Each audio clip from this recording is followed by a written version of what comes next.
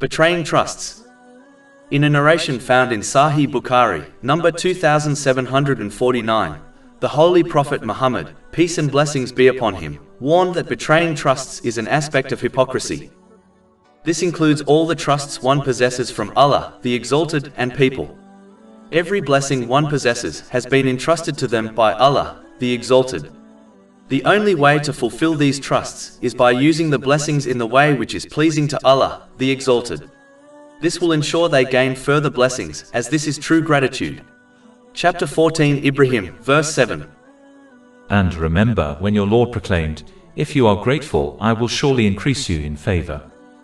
The trusts between people are important to fulfill also. The one who has been entrusted with someone else's belongings should not misuse them, and only use them according to the wishes of the owner.